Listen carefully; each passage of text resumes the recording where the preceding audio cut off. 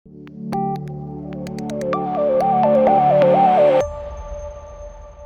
kasih banyak sudah hadir. Tadi Pak Dodot nanya apa itu arisan gitu ya, apa itu arisan. Oke, 6301 itu adalah ruang kuliah planologi sampai hari ini kalau nggak salah. Nah, arisan itu begini. Ya kita memang hidup pasti ada masalah. Dan akhirnya kita hidup ada masalah, berusaha untuk menyelesaikan masalah. Nah, planologi juga punya masalah banyak. Ruang kota maksud saya, ruang kota dan wilayah itu punya masalah banyak. Tapi yang menjadi masalah planologinya juga bermasalah. Ini mohon maaf Pak Petrus. Ya. Jadi masalah kalau tadi Pak Dodot cerita soal aeromoval, listriknya 80% pindah ke sini sampai ke ke salurannya itu 80 kali 80 kali 80. Saya kira kurang lebih juga sama dengan planologi. Jadi masalah kota, masalah kepemimpinan, masalah pendidikannya sendiri. Jadi planologi kok ITB aja sih? Planologi saja, bukan hanya ITB, seluruh planologi. Ya, seluruh planologi. Nggak, ini joke aja, pengantar saja. Sering kita ngobrol dengan beberapa teman, baik itu secara langsung maupun lewat sosial media gitu, Bang. Tapi karena asik ngomongin masalah, agak jarang atau agak lupa ngomongin gagasan. Ya, kalau ngomongin masalah itu ibu-ibu lebih jago ya sebenarnya. Jadi mohon maaf kan gak ada ibu ya. Jadi kalau ibu-ibu itu gosip-gosip itu lebih jago. Nah persoalannya kan cerita berulang kayak kaset kosong, kaset rusak gitu, sehingga muncullah gagasan waktu itu dengan beberapa teman untuk kalau gitu kita gini deh, boleh ngomongin masalah, tapi tolong disertai dengan gagasannya apa supaya mungkin masalah ini bisa dicarikan jalan keluarnya besok. Nah, waktu itu saya, Pak Oswar, terus Pak Budi Permadi, Bu Mira Gunawan, mungkin Pak Dodot juga kenal, itu senior kami di planologi, dan satu lagi Firman Napitupulu. Nah, Firman Napitupulu ini cukup vokal sebetulnya. Dia di PUPR ya, Kom-R ya, tapi udah pensiun juga. Nah daripada ngomel melulu gitu ya, jadi kita bikin arisan deh, ya arisan terus seperti arisan nanti ditarik nomor gitu, yang narik ya harus mengemukakan gagasan kan gitu. Dan Pak Budi kebetulan yang pertama.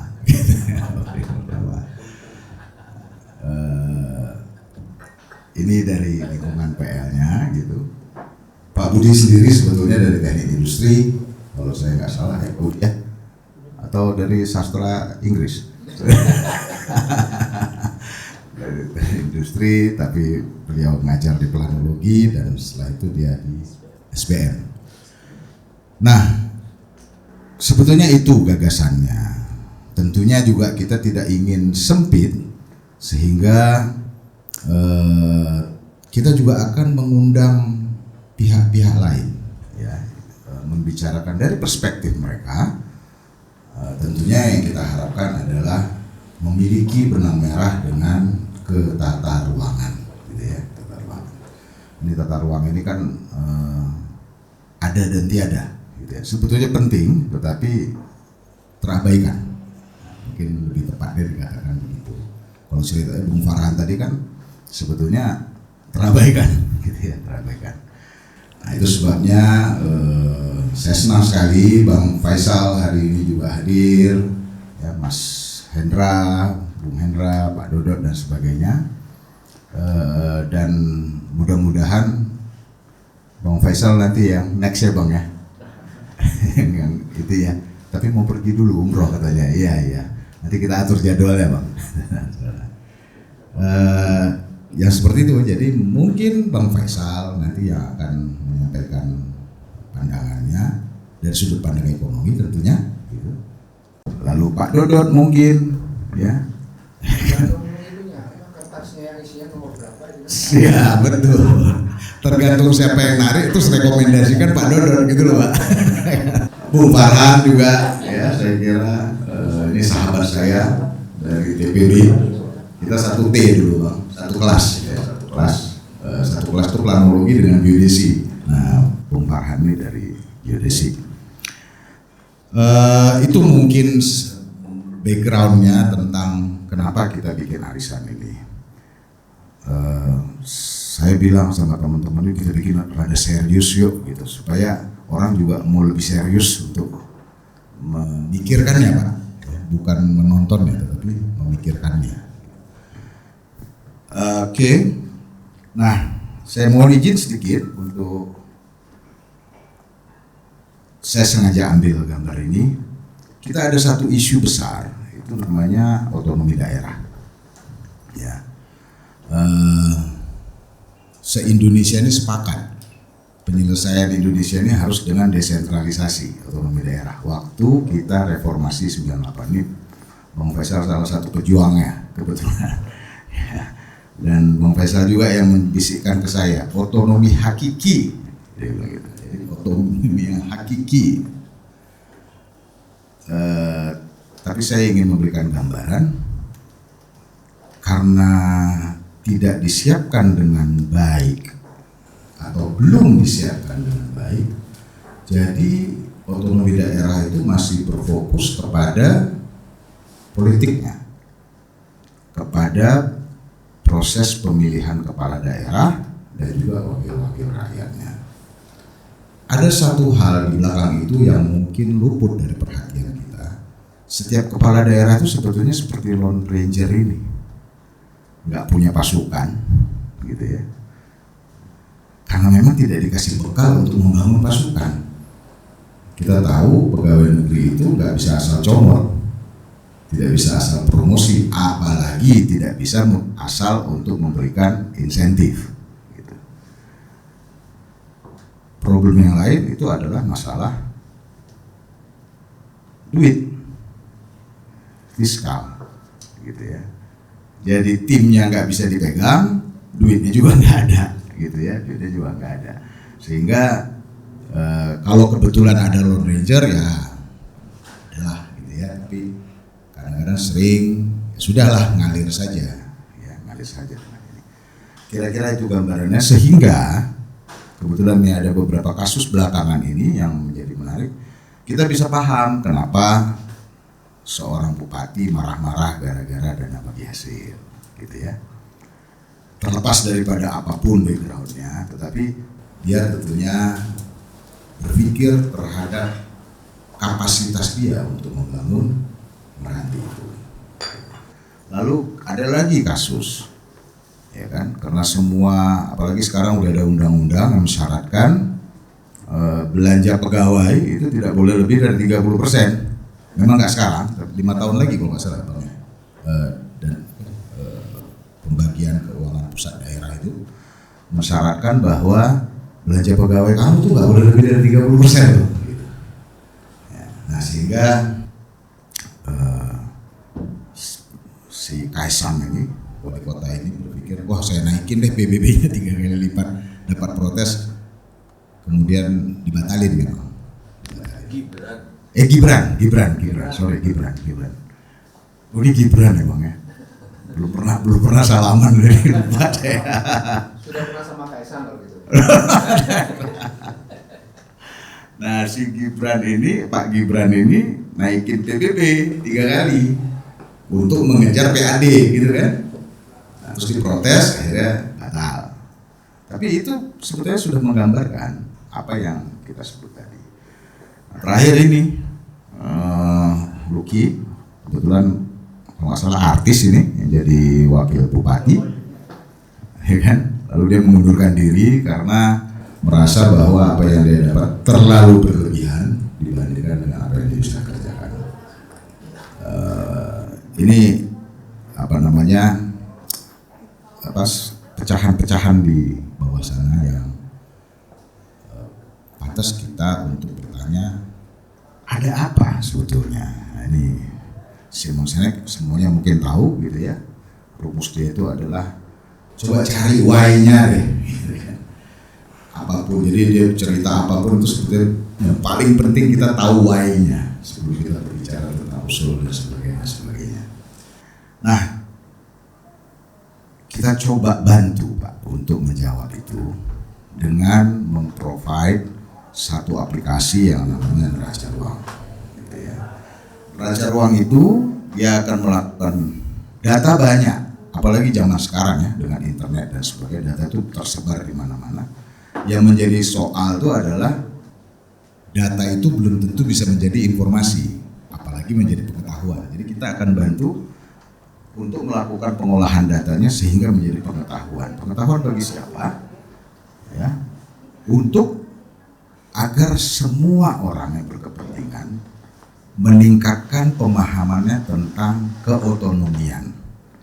Keotonomian itu bukan soal pilih bupati, pilih gubernur saja, tapi yang lebih penting lagi adalah kapasitas fiskalnya supaya dia bisa melakukan tugas-tugasnya dengan baik, gitu ya. Untuk terutama apa? Memenuhi hak konstitusi warga. Ya. Hak konstitusi yang seperti yang dibilang Bung Farhan itu adalah hak konstitusi. Bagaimana sebuah pedestrian itu bisa layak dilalui dan digunakan oleh bukan hanya Bung Farhan tapi kita semua, gitu ya. Public transport dan seterusnya. Nah, kita mempromosikan literasi bagi siapa saja tentang peran sertanya. Dari mana? Dari kontribusi pajak yang dia bayar, Pak. Ya, sekarang kalau saya tanya gitu, Bung Oswar berapa ya bayar pajak? Mungkin Bung Oswar nggak tahu. Dia mungkin ingat PPh 29 yang dibayar bulan Maret nanti, gitu kan? Atau dipotong dari kantor. Padahal setiap hari Bung Oswar bayar pajak. Sama Bung Denny juga, semua kita bayar pajak. Di Aqua juga kita bayar pajak, gitu ya. Nah, ini literasi ini yang sudah mungkin dilakukan sekarang, gitu. Nah, ini tentu ada isinya, ada jurnal ya, ada video nanti yang menjelaskan atau mengencourage orang tentang Pak Haruna ini. Nah, sekarang apa alatnya? Ada macam-macam ya. Satu yang kita sebut dengan autonometers. Autonometers itu adalah meteran untuk mengukur data otonomi Anda gitu loh, Pak. Ya. Ini namanya Madanimeters. Madanimeters itu adalah meteran untuk mengukur seberapa civil act Anda sudah dipenuhi. Saya akan, ini hanya contoh aja, misalnya nanti kita pencet autonometers. Oh, ini ada Indramayu, kita pengen lihat apa sih, gimana sih Indramayu itu. Nah, Indramayu ada pendapatannya, kita lihat PAD, terus kita pilih belanjanya belanja pegawai sebagai contoh gitu ya. Lalu nanti keluar begini, Bang. Keluar begini sehingga orang semua tahu, yo belanja pegawainya 40%, PAD-nya cuma 15 gitu. Ini problem ini. PAD cuma dipakai untuk belanja pegawai semua. Jadi sense ini akan keluar dengan adanya pengetahuan seperti ini. Terus yang bandingin deh. Coba kita bandingin dengan Solo gimana ya? Gitu. Pilih Surakarta, lalu keluar gitu. Oh, kurang lebih sama. Ya. Belanja pegawai juga lebih besar daripada PAD-nya gitu.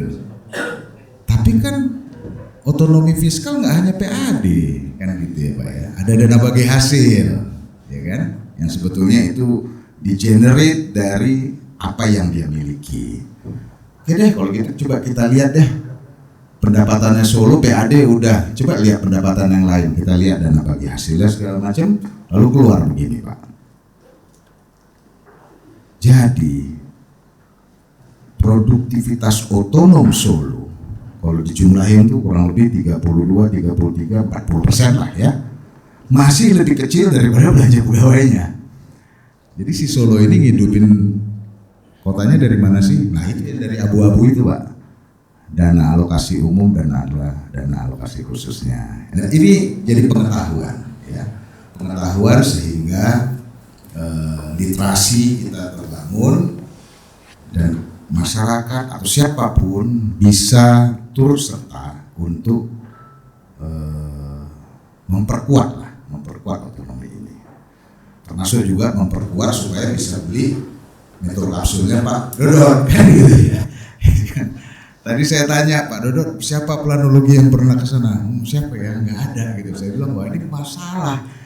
Oh ini, nah, ini planologi extension tuh ya di sana. Yang butuh Pak Dodot itu sebetulnya seluruh PL, iya kan?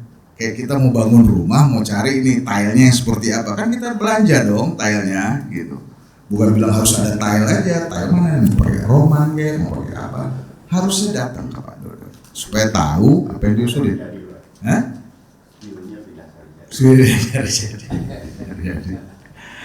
Oke.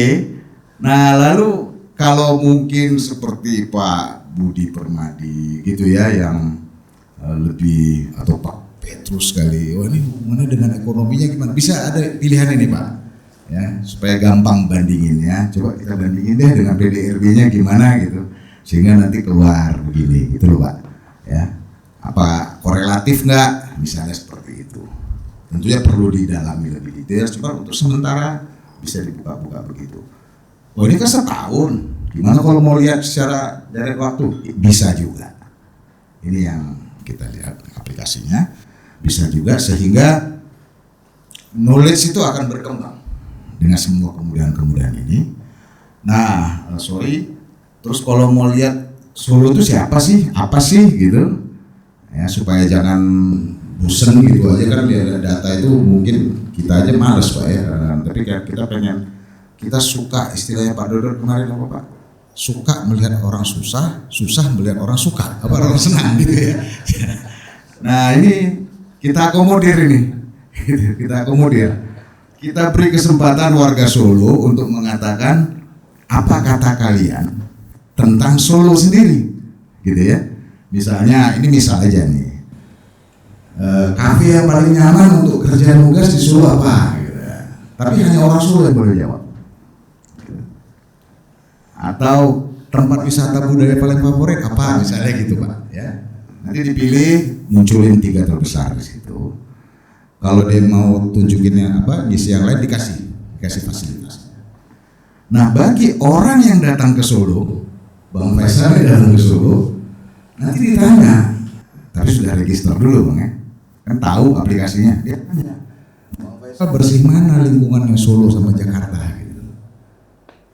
Nah ini memberikan semacam kompetisi sehat ya.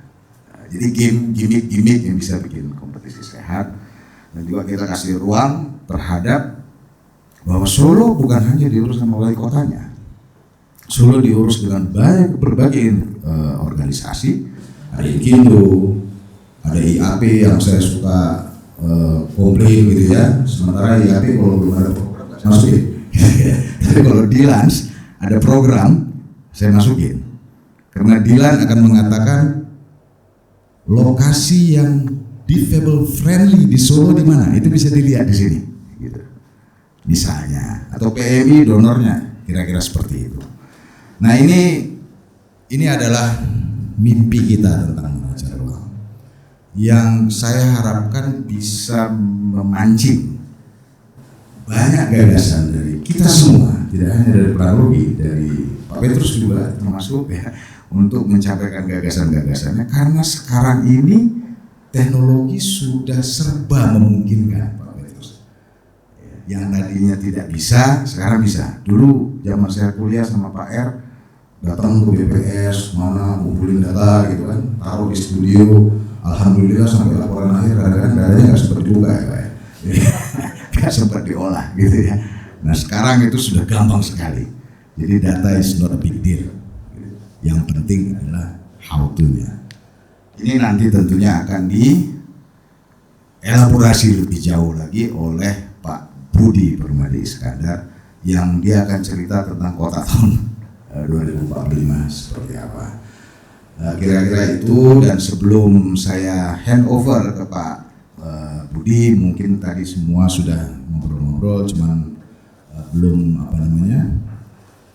belum tahu sama lain, satu sama lain gitu ya. Saya mulai dulu dari sebelah mana, Pak Budi, pembicara kita hari ini, ya, Pak Budi, pembicara kita hari ini.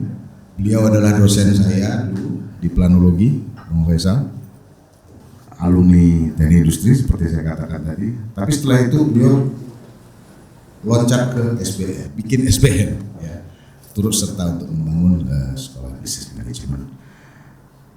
Berikutnya Pak Ibnu Sabri, Pak Ibeng saya manggilnya. Pak Ibeng ini teman lama, ya, yang bantuin waktu kita belajar Fortran.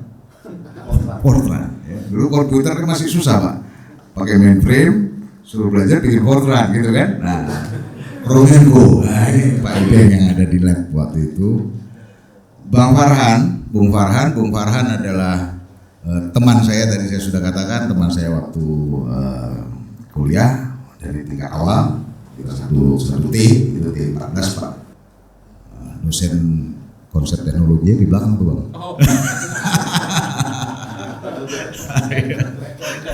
Kontak di belakang itu Bang. Itu udah durhaka itu. Bang Faisal semua sudah tahu, Bang Faisal pasti sahabat saya, ya, abang saya yang berkenan hadir khusus untuk hari ini. Terima kasih banyak Bang Faisal, jauh-jauh dari Jakarta. Bung Oswar Mungkasa, sekarang masih di Bapenas, di Bapenas ya, masih di Bapenas. Perjalanannya sudah panjang, ya, pernah deputi di DKI dan seterusnya. Bung R. Maula, kakak kelas saya juga, 81, fotografer handal kita, bro. Kalau kita ada acara-acara guru besar Satria Nusantara. Jadi memang perlu kita temenin. Sebelum digebuk sama bupati atau apa nanti. Pak Dodon, terima kasih banyak sudah hadir. Nah ini juga saya kira Pak Petrus saya perlu ditularin sama teman-teman supaya banyak bergaul deh gitu ya. Jadi saya Pak Dodon ini kenalnya lewat kanan kiri terus ketemunya di Toko Yu gitu ya Pak Dodon ya, dengan Prof Bagus ya. Prof Bagus hanya gara-gara saya mendengar presentasi orasi ilmiah ya, orasi profesornya kalau nggak salah, orasi ilmiahnya Prof Bagus tentang safety di train. Nah dari situ saya tanya sama Prof Harun, saya mau ketemu dong sama Prof Bagus, dan akhirnya ketemu sama Prof Bagus.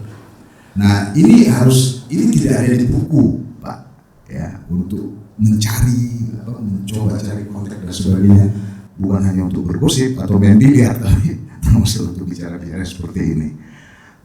Prof Hendra ini juga teman angkatan saya dari matematika. Terima kasih banyak sudah hadir. Kita sama-sama juga bikin kumpulan kecil-kecil Bang, namanya P-Labs ya. Nah, kalau kenapa P itu mungkin tanyanya sama Prof Hendra. Ada Bung Denny Sukedi, senior saya, dulu asisten Buyati ya, waktu zaman saya kuliah urban, galak banget, sampai sekarang masih galak. Bung Denny, Pak Petrus, salam kenal, mungkin kali ini baru atau pernah ketemu kita ya mungkin ini, tapi hari ini baru lebih intensif ketemunya. Satu lagi di situ sahabat saya Pak Juharman yang kepalanya kurang lebih sama saya, Oswar sama Bang Faisal juga. Jadi kalau nanti kita di sini mungkin problem dengan cahaya. Oke, saya kira saya cukup untuk mengenalkan satu sama lain.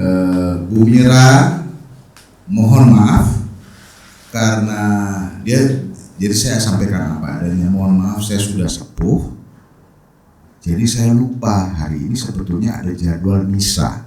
Jadi dia nggak bisa datang. Saya bilang oke, Bu, karena itu oke, tolong sampaikan sama teman-teman. Tapi jangan diumumin dulu. Nanti aja pada acaranya dikasih tahu. Nah sekarang saya kasih tahu. Beliau nggak bisa hadir.